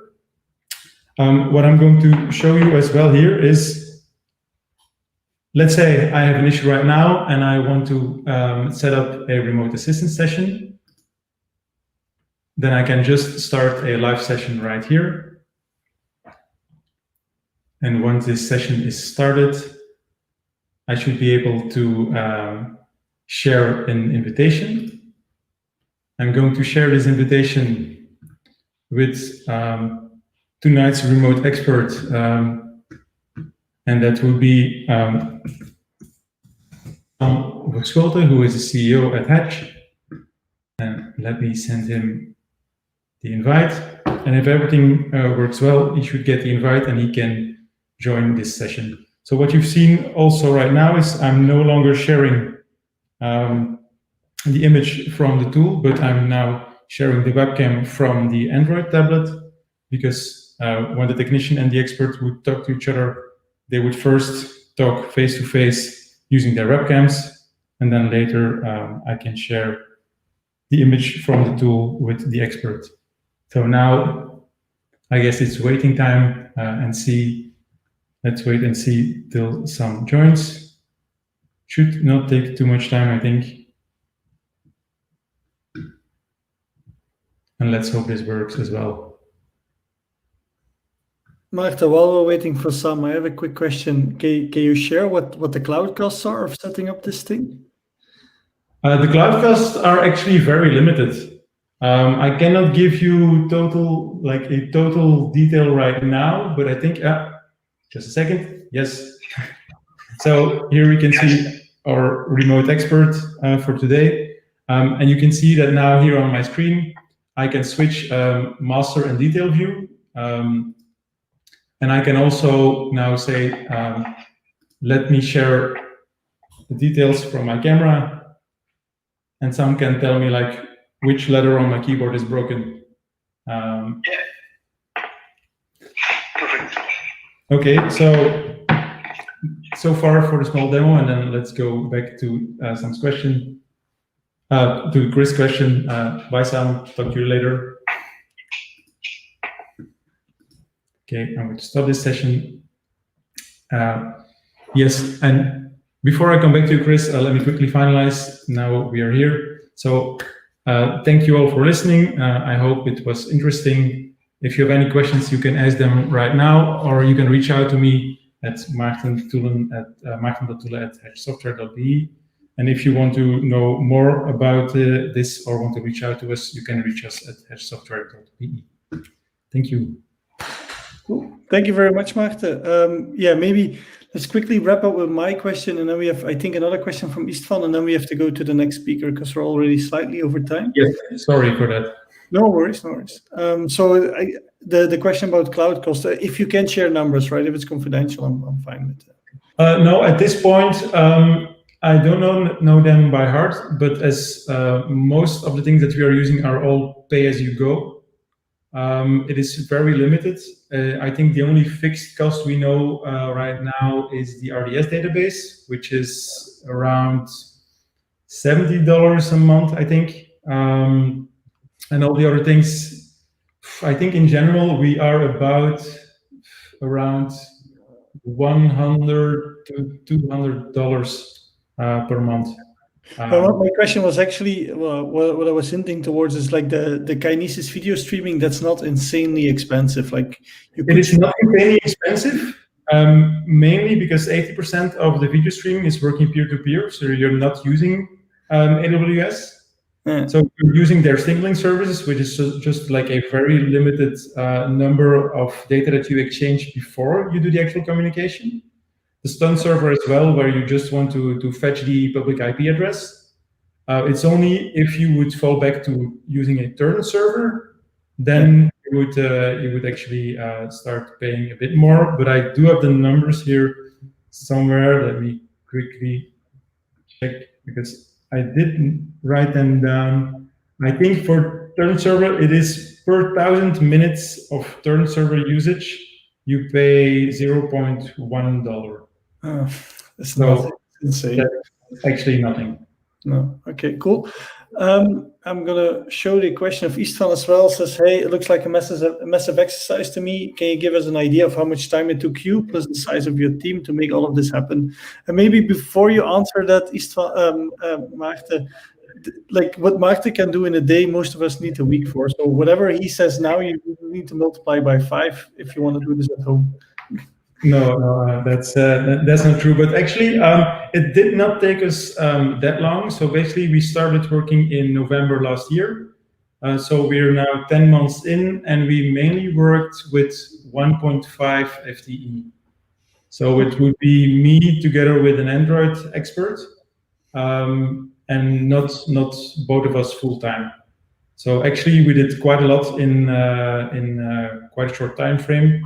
But by using these services, like you can take a head start. Yeah, I guess, but then the follow-up question of Istvan is interesting because I have kind of a similar question, like how much of that do you consider to be business as usual and how much requires research experimentation? Because as you said, like you used a very new AWS service and you hit into a lot of road bumps, and that's also my experience with new AWS services, by the way, that don't trust them. So how much was like just executing and how much was hitting your head against the wall 5 times? If I would have to put a percentage on them, then I think it was like around 10 to 15% of like research and investigating. Yeah, something around that. And then it was not only about like the new services, but also how to work. Like we also had to work with the remote team that was developing like the hardware and the software of the devices, like working with their APIs, the MQTT messaging, and so on. So there, we usually also had to go back and forward a few times in order to get things straight. All right, cool. Well, thanks very much for your talk. It was super cool to see a live video demo with like IoT devices. We didn't have that yet, but maybe Nick, who is next, also has an Edge AI use case, so maybe he also has a live demo. I don't know, but it was very interesting. So thanks a lot for sharing this with us. You're welcome, and thanks again for having us. All right, cool. Bye, Maarten. Bye. All right. Let's see. Nick, I'm going to add you to the stream here. You are. Well, hi, the floor is yours. I'll remove myself and then you can start sharing your screen. All right. Let me quickly share the screen. Like this. So I hope you guys can see this all. I think so. All right.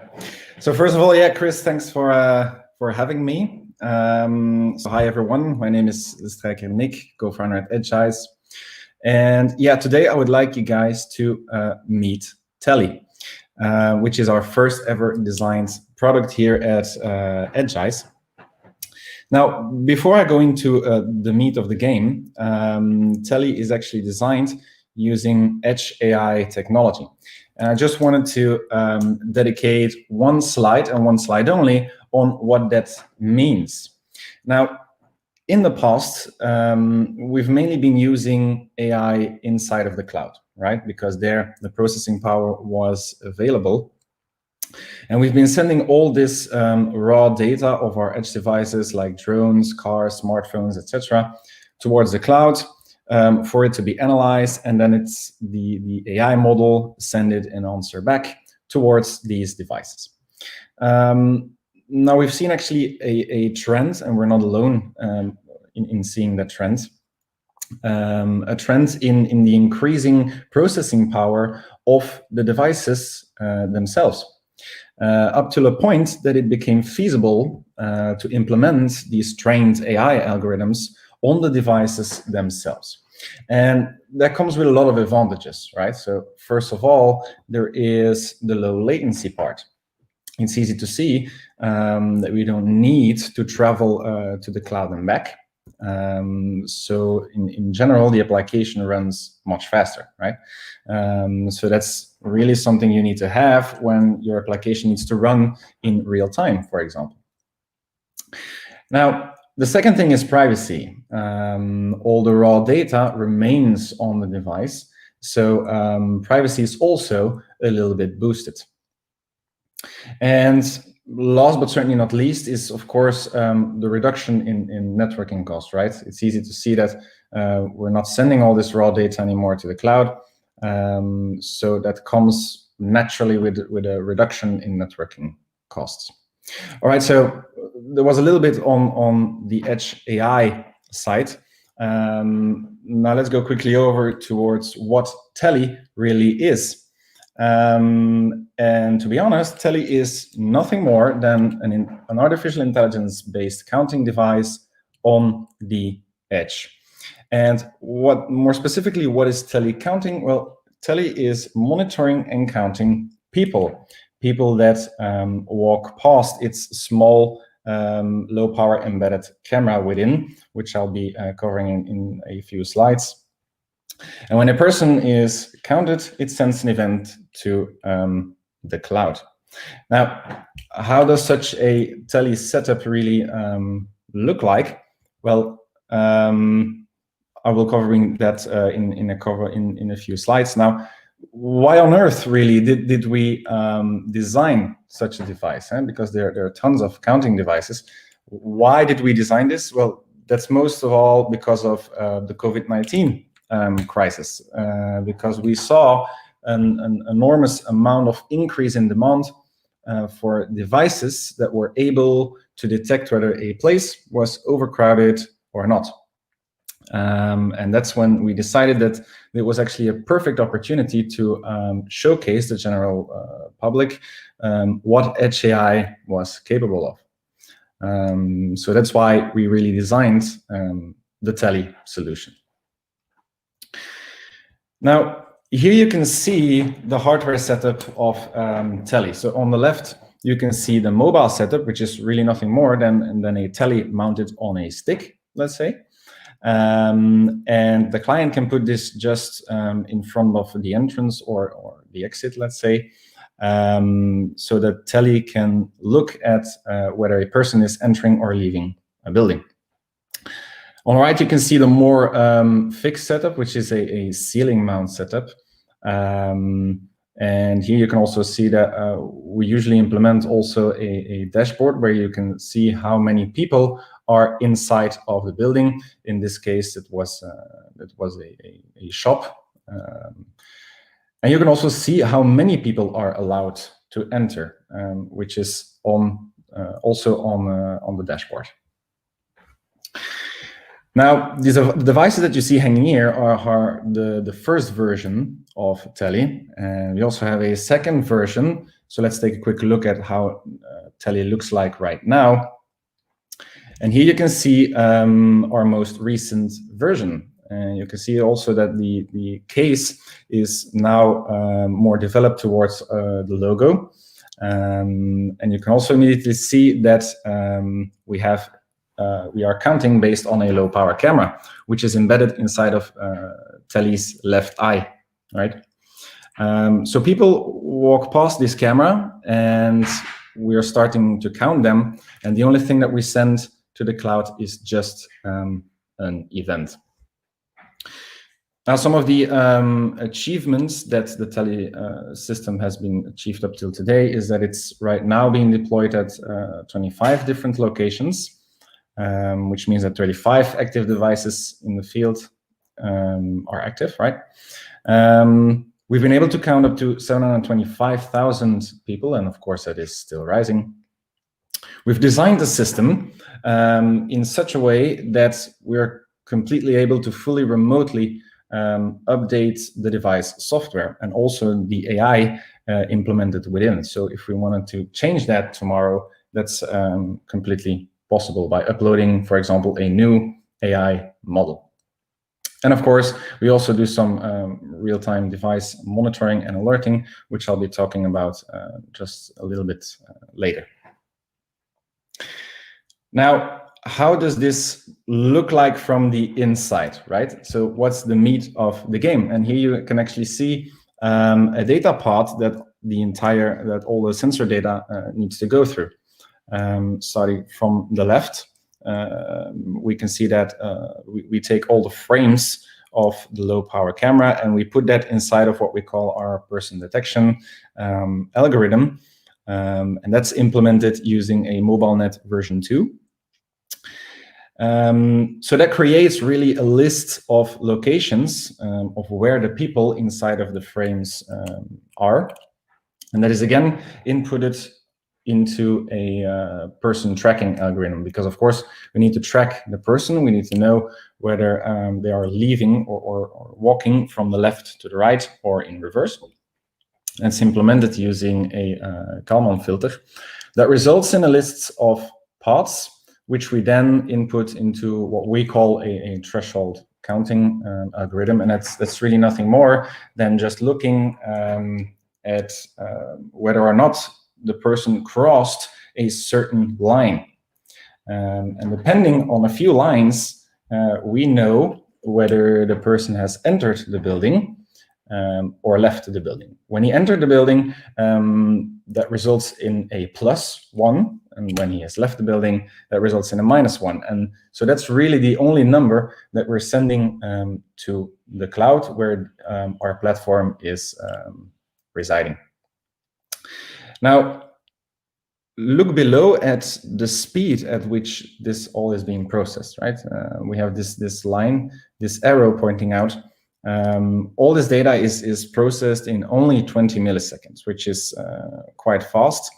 And the magic really happens in the hardware that we use to process this AI algorithm.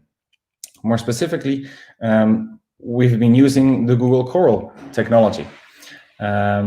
So Telly is based on this Google Coral technology. And Google actually decided a couple of years ago that they also saw a giant, they also saw the market potential of Edge AI, and they decided to design their own specific custom computer chip, which we call an ASIC, to accelerate these AI algorithms on device. And the development board that you see here is the Google Coral development board, and the chip is actually right underneath this giant heatsink that you see here.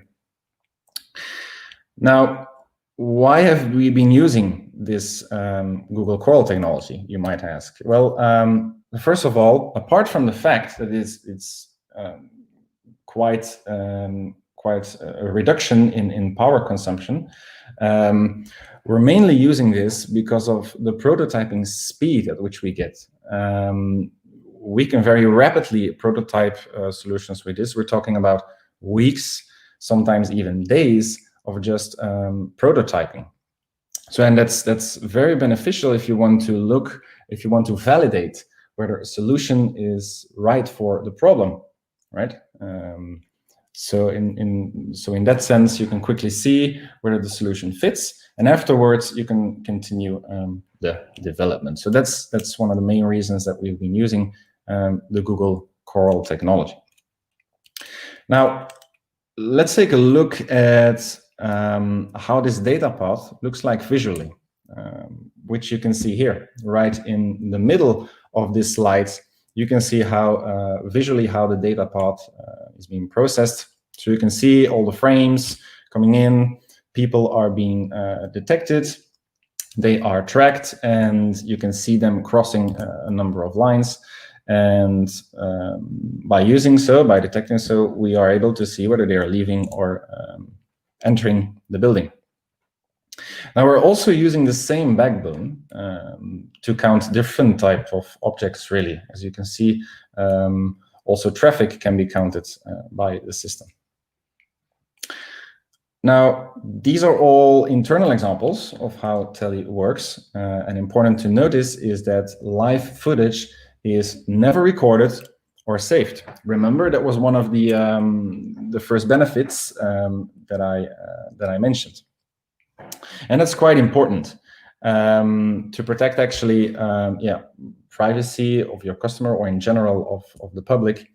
So as I said, the device does not store any live camera, only the +1 or the -1 is stored. And we also quite often get the question of whether Telly is able to recognize faces or not, to do a facial recognition. That is completely not possible, right? Telly only registers objects, not identities. So it's able to recognize John as a human being, but it's not able to recognize John as being John. So it cannot detect or recognize people, let's say. All right, so all this data, so all the insights, the +1 and the -1, is centralized in a dashboard integration, also inside of our platform, where all the metrics of the devices also come in. Now, and how does that platform really look like? Well, it's a bit the same as the previous speaker, actually, that we're also using MQTT as a backbone communication towards the devices and the platform. And we're running this on on an AWS cloud service, really. So yeah, all the devices are listening on certain MQTT topics. For example, event topics, so that devices can send the events of people walking past the camera towards the platform, but also the state of the device, like a temperature, the frames per second, signal strength, etc. And of course, some logs to help us debug the system. But also communication from the platform towards the device is also in MQTT, right? For example, to configure the device, which AI model doesn't need to use, to upload also the firmware version, and of course, to update the device and to restart it. So those are some of the commands that we also send towards the devices. Now, the device communication is also done through MQTT. Well, first, when a device initially boots, it will first see whether or not it has AWS certificates, right? And if it does not, it needs to register on the platform through HTTP. And if it registered, then it will receive the certificates. So then we push certificates towards the device, and then it will wait for its configuration. So when we onboarded the device, we will send the configuration, and from then on, the device will be able to send events, but also the states and all the logs that it needs to send. So how does these dashboards, for example, look like? This is something you can see here, which are some of our locations, mainly office spaces here, that where Telly is placed. And you can see in real time how many people are inside of these locations and how many there are allowed to be. And if we continue to click on one of these dashboards, we see a different representation of the data in a more time-based manner, right? So at a certain point in time, we can see how many people are present in the location. The clients or people that place Telly also can configure them. This is, for example, something that the client can access, and another type of dashboard, which shows quite similar information, right? You can see how many people are there, how many have entered up till a certain point, and what is the maximum allowed of people inside of the location, which here can be edited. All right, so let's take a quick peek on the future roadmap of Telly, really. So we're now counting based on just recognizing people, but we can do much more. So we've also planned to start counting based on a gender, so doing a gender classification, and also do a prediction of the person walking by. Now, of course, this needs to be taken with a grain of salt, right? We cannot very specifically start predicting what the age of the person is, but you need to see this in a type of a range, right? Like, for example, from 25 to 35 years old. So gender and age prediction is one thing, but of course, a lot of other things are possible with the system. We're right now deploying facial mask recognition, so whether or not the person has a mask. So certainly in this COVID-19 times, it's quite important. So it's deployed already with a certain amount of customers, and we'll see how the algorithm will perform. So I just wanted to have the last slide to have some of the lessons learned, because this was one of our first attempt at designing a product, really. And we've seen that this is quite much trial and error, right? This is a general lesson learned. It's trying, it's falling, it's getting back up. And yeah, just continuing. And it's also okay to ship a not 100% finished product, really. You need to, when the basic functionality is out there, you just need to put it inside of the field and start gaining feedback from customers so you can directly put that into your product roadmap instead of just continuing to develop on 100 features and then have a first deployment. That's not really a good idea. Yeah, upfront investments can be high, and they were high, of course. So that's also something that we've learned, really, that it can be quite high. Testing pricing in the field. Yeah, how much is this? How much does this cost? Will it be too cheap? Will it be too expensive? That's really something that needs to be tested out in the field. And then last, but also certainly not least, which we knew already, but still, lighting conditions can disturb Vision AI, right? That's not something new, but we've bumped against the problem a certain amount of times. Certainly when there was a lot of light reflecting from windows. So what we did there is we actually took that data and took it along in our data set to train the algorithm on. So for those are some lessons learned, really, and that is already the end of the presentation. So I want to thank you guys for listening, and if there are any questions, please do ask right now, or you can contact me on at Edgise, nick@edgise.com. So. Cool. Nick, thanks very much. I like to talk a lot. Maybe first of all, I'd like to congratulate you guys, because I often see a lot of AI hype and AI demos and AI POCs. What I like about what you guys are doing here is like it's end-to-end, like with hardware, with Edge AI, with a cloud platform, with a dashboarding solution. And I like your last slide where you said, well, it's not going to be perfect the first time, but you do execute end-to-end. And if I'm not mistaken, I think your solution runs here in the Deleuze in Kessel. It might be a competitor, I don't know.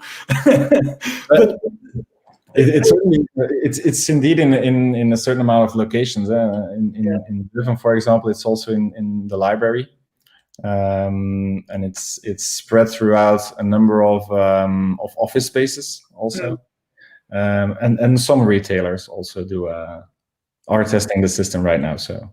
Yeah, and I definitely believe, well, I'm not an expert, but I definitely believe in what you say in you look at further extensions, try also to guess age and sex, and to extend the offering you have now, because hopefully we're going to get rid of Corona one day, and then we don't need the counting for Corona anymore. We can do counting for other reasons, but and then what Istvan said in the chat, like that there might be some areas of market research where this is super useful. Of course, this comes with privacy reasons and blah, and you can explain like, yeah, it's only on the camera, it's only a number sent to the cloud, but this is going to be a sensitive topic, right? Indeed. I see a few questions from other people, so I'm just throw them on the screen. David says like, hey, what about retraining? If you do not capture images and send them to the cloud, do you use external data sources or only use pre-trained models? Yeah, so we use a mixture actually. So of course, firstly we use pre-trained models, but then again, depending on the location, we use extra data. Now I've said that we do not record images and live video feeds, right? But we do in a test setup in our offices.